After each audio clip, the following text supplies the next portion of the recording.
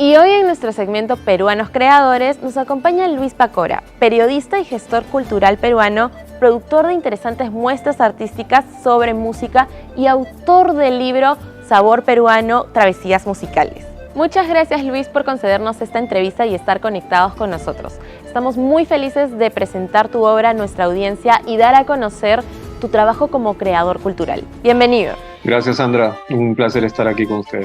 Luis, cuéntanos, ¿cómo surge la idea de reunir 100 años de nuestra historia musical en el libro Sabor Peruano? Bueno, este libro surge como una iniciativa, en realidad, y una invitación de la editorial de la Universidad de Guadalajara el año pasado, justo en el marco de nuestro bicentenario, porque Perú era el país invitado de la Feria del Libro, que es una de las más importantes a nivel del mundo en general.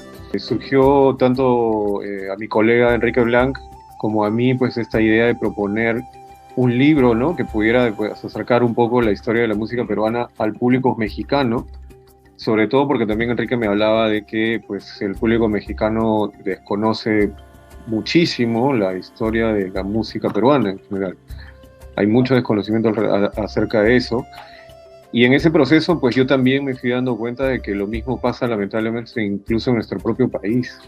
Entonces, eso, digamos, que nos llevó a desarrollar, pues, esta propuesta, en principio pensada para el público mexicano, pero luego yo fui adaptando un poco y dándole una forma para que pudiera funcionar en ambos países, ¿no? Qué interesante, Luis. Y cuéntanos, ¿qué personalidades de nuestra historia musical podemos encontrar en este libro y por qué es importante conocer su legado? El libro, en esta instancia digamos, de acercamiento a todo el bagaje que hay de música peruana, es solamente la punta del iceberg, y una, digamos, visión que tuve así para poder acercarlo, pues, a la gente, a los peruanos y también a gente de otros países, es a través de los personajes, ¿no?, que ha tenido en 4, digamos, corrientes importantes que yo creo que son bien esenciales para entender la evolución de la música peruana en los últimos 100 años. En primer lugar, hay una sección dedicada a las cantoras, es decir, a personajes muy importantes para nuestra música y sobre todo para la interpretación vocal femenina, como el caso de Ima Suma, como el caso de Susana Baca, el de Pastorita Guaracina, y al mismo tiempo también, bueno, Chabuca Granda también aparece en el libro, y al mismo tiempo ese capítulo se cierra con una, digamos, crónica, una especie de repaso de los últimos 10 años en cuanto a las nuevas propuestas, a las artistas cantoras que han aparecido en la última década y que han renovado un poco esta tradición, porque han tomado un poco de esa influencia para crear unas propuestas más, digamos, originales, más nuevas y que de alguna manera, pues, recrean y siguen transformando esta tradición. Luego viene otra sección dedicada a la música tropical, que también ha sido un elemento bien importante dentro de nuestra cultura.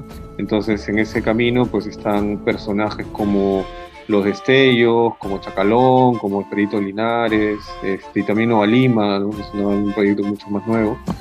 Luego viene el capítulo dedicado al rock, que también es otra corriente musical que desde los años 60, pues, ha venido, digamos, desarrollándose en el tiempo, y ahí, pues, nosotros colocamos a los pioneros, digamos, y solo un grupo de los pioneros, porque hubieron muchísimos, ¿no? Pero están los Belkins, están los Saicos, los Yorks, y están el Pollen, que es un grupo importantísimo también, que fue uno de los primeros a nivel de Latinoamérica en fusionar música rock con música folclórica. Y finalmente, pues, para terminar esta composición que diseñamos para el libro, está la música dedicada a digamos, géneros un poco más vanguardistas. No quiero decir experimentales, porque en realidad para mí toda música es experimental, pero sí, en este caso era un poco música que viene más del mundo académico, ¿no?, del mundo más de la música clásica, si se podría decir, pero que sin embargo estos personajes, como Edgar Valcárcel, como César Bolaños, con el mismo Manongo Mujica, fueron, digamos, artistas y creadores que exploraron, digamos, y fueron más allá, llevaron más allá la música, digamos, más convencional y más comercial, ¿no? Interesante la trayectoria de los peruanos ilustres que acabas de mencionar. Y a propósito de ello, Luis, ¿consideras que a través de la historia de la música podemos conocer nuestra historia? Sí, sin duda, ¿no? Sin duda. Yo creo que incluso en este caso, una cosa que también ha ocurrido con el libro es que de alguna manera estamos nosotros reescribiendo la historia de la música peruana, porque lamentablemente hasta no hace muy pocos años, pues se seguía, pues, todavía se sigue pensando de que la música peruana, pues, por ejemplo en el rock, ¿no? Que se inició en los 80, y por ahí que hubo un par de grupitos como los Belkis o los Saicos que aparecieron en los 60 y eso no es así, ¿no? De hecho el rock se inicia en el 57. Algo que es bien importante y por eso es la música, yo creo, un elemento que puede ayudar mucho a entender nuestra propia identidad, es que no somos una sola cosa, ¿no? Entonces yo creo que más bien en la música, como en otro tipo de manifestaciones culturales y artísticas, e históricas también, hay un legado importante y es un reflejo finalmente de la enorme cantidad pues, de naciones, de culturas que existen dentro de nuestro país. Y Luis, hace poco presentaste Huepajé, Encuentro de las Cumbias del Perú. Cuéntanos qué significó esta muestra artística y en qué futuros proyectos vienes trabajando.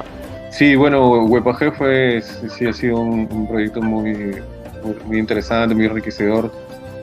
Porque fue un acercamiento hacia justamente pues esta multiculturalidad de la que hablaba, ¿no? A través de, en este caso de la cumbia, poder reflejar y poder entregar, digamos, esta visión histórica, ¿no? de nuestra música, porque finalmente pues la cumbia, si bien nació en Colombia, en nuestro país pues la convertimos en otra cosa, ¿no? Aunque se sigue llamando cumbia, yo creo que hay ahí pues una cantidad de elementos musicales que ya lo convierten en otro género prácticamente, aunque lamentablemente no se le pudo colocar pues ningún nombre, precisamente porque hay esta diversidad de multiplicidad también de focos culturales donde se creó y se sigue haciendo cumbia, ¿no? O sea, tienes la cumbia amazónica, la cumbia norteña, que es ahorita la que es hegemónica, ¿no? Con Grupo 5, Armonía 10, etcétera.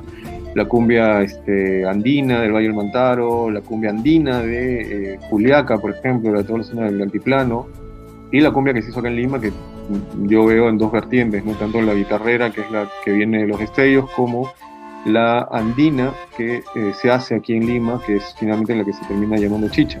Muchas gracias, Luis, por esta interesante entrevista y qué importante es conocer diversas propuestas que nos sirvan de inspiración para seguir creando. Gracias a ustedes por acompañarnos y nos vemos en una siguiente edición de Ciudadanos al Centro.